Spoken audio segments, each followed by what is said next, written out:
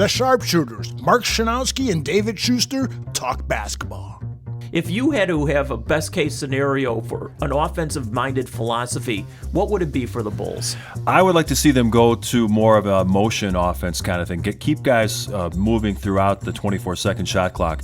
All too often with a lot of NBA teams, not just the Bulls, they come down court, they run high screen and roll. They hope that they're going to get a switch and the guard can get into the paint, force a double team, and kick out to a three-point shooter. It almost becomes, it'll lull you to sleep because it's the same thing every time. High screen and roll, switch, kick out to the three-point line. I would like to see Lauri Markkanen get involved in screens off the ball where he can come and catch it, not only to catch and shoot, but also catch the ball in motion where he's coming off a screen.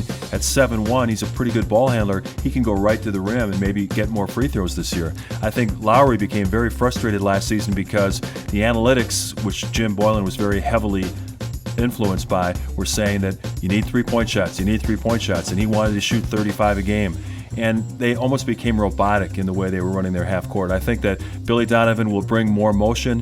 He's not going to tell people you can't shoot a 15-foot jumper, because I know Zach LaVine was kind of chafing at that. He felt like a very important part of his game was being taken away by the coaching staff.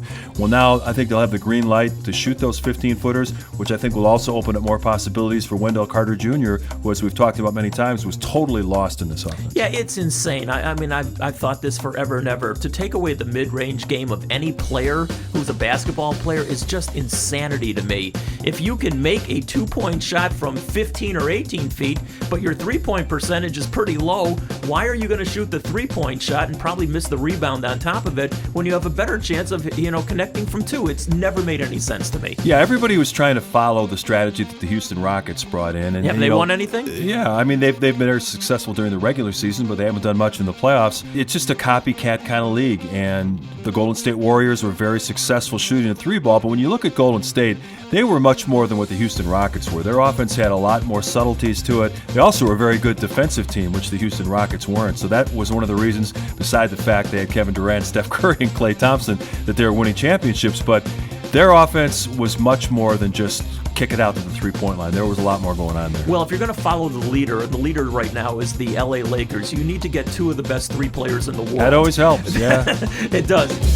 Sharpshooters with Mark Schanowski and David Schuster, only on the Bears Barroom Radio Network.